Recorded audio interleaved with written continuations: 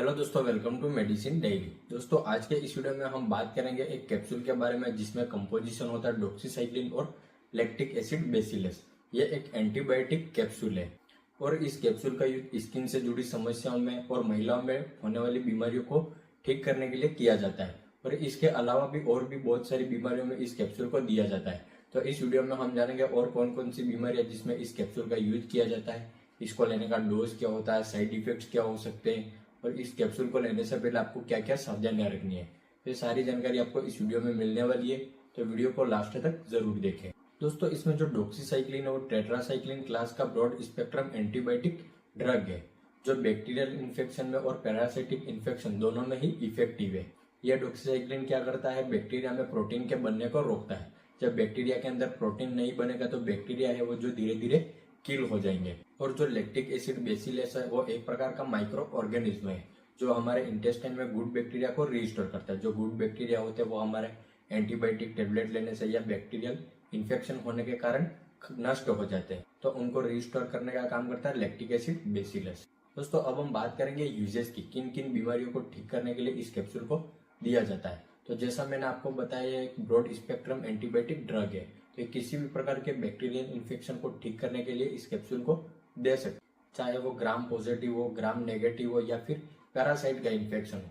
तो ये सारे इन्फेक्शन को ये कैप्सूल ठीक कर देती है।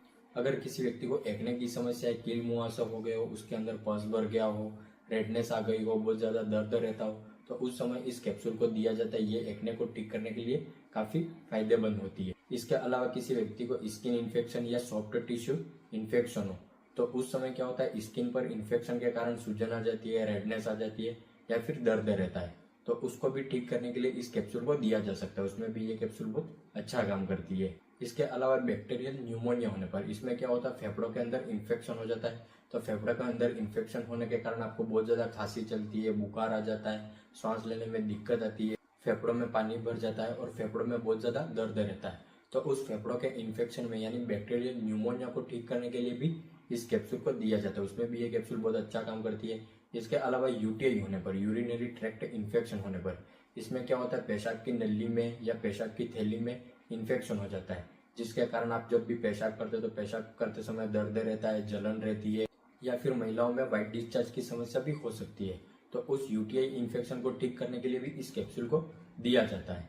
इसके अलावा अपर रेस्पिरेटरी ट्रैक्ट इन्फेक्शन होने पर उस समय क्या होता है, व्यक्ति के नाक, गले और सांस नली में इन्फेक्शन हो जाता है, तो उस अपर रेस्पिरेटरी ट्रैक्ट इन्फेक्शन को भी ठीक करने के लिए इस कैप्सूल को दिया जाता है। उसमें भी बहुत अच्छा काम करती है।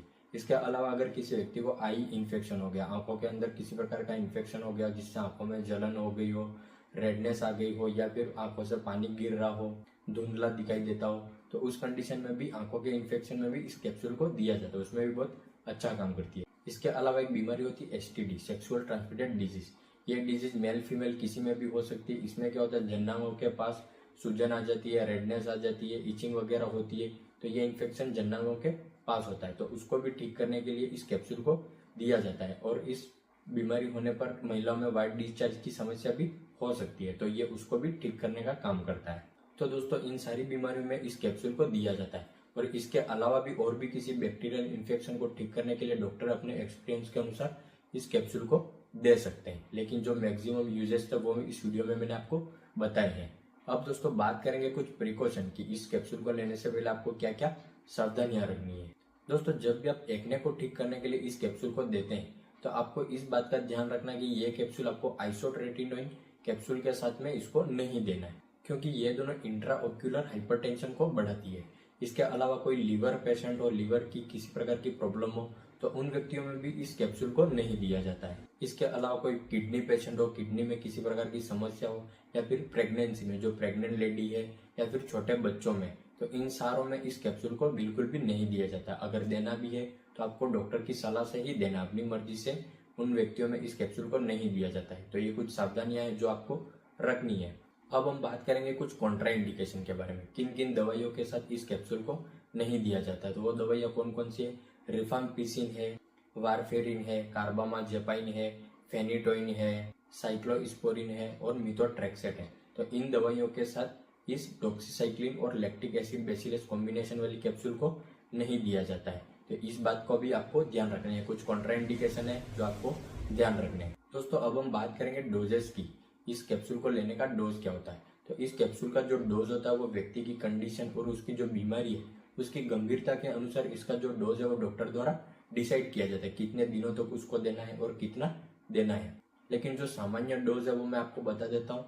रोज की एक कैप्सूल पेशेंट को देनी होती है, खाना खाने के बाद उसको लेना होता है। लेकिन अगर ज्यादा समस्या हो तो सुबह शाम 2 टाइम भी इस कैप्सूल को दिया जा सकता है। और ड्यूरेशन की बात करें तो 5 से 10 दिन तक इस कैप्सूल को दिया जाता है। और अगर किसी व्यक्ति को ज्यादा समस्या है तो इससे ज्यादा समय के लिए भी डॉक्टर इस कैप्सूल को देते हैं, 15-20 दिन तक भी इसको दिया जा सकता है। तो ये इस कैप्सूल को लेने का डोज होता है। दोस्तों अब हम बात करेंगे कुछ साइड इफेक्ट्स के बारे में। इस कैप्सूल से आपको क्या क्या साइड इफेक्ट्स हो सकते हैं। तो इससे कुछ कॉमन साइड इफेक्ट्स हो सकते हैं, जैसे सिर दर्द होना, पेट दर्द होना, पाचन सही से नहीं होना, उल्टी होना, चक्कर आना और स्किन एलर्जिक रिएक्शन होना, स्किन पर रेडनेस हो जाना, खुजली चलना। इस प्रकार के साइड इफेक्ट्स इस कैप्सूल से हो सकते हैं। और दोस्तों आपको भी इस कैप्सूल से इस प्रकार के साइड इफेक्ट्स होते हैं या इसके अलावा और भी कोई साइड इफेक्ट्स इस कैप्सूल से आपको दिखते हैं तो तुरंत इस कैप्सूल को लेना बंद करें और अपने डॉक्टर की सलाह लें। तो दोस्तों ये थी कंप्लीट इन्फॉर्मेशन डॉक्सीसाइक्लिन और lactic acid bacillus combination capsule के बारे में जो इस वीडियो में मैंने आपको बताई है। अगर दोस्तों ये जानकारी आपको अच्छी लगी हो तो वीडियो को लाइक कर दे और हमारे चैनल मेडिसिन डायरी को भी सब्सक्राइब कर लें। आपको हमारे चैनल पर दवाइयों से जुड़ी सारी जानकारियां मिलती रहेगी।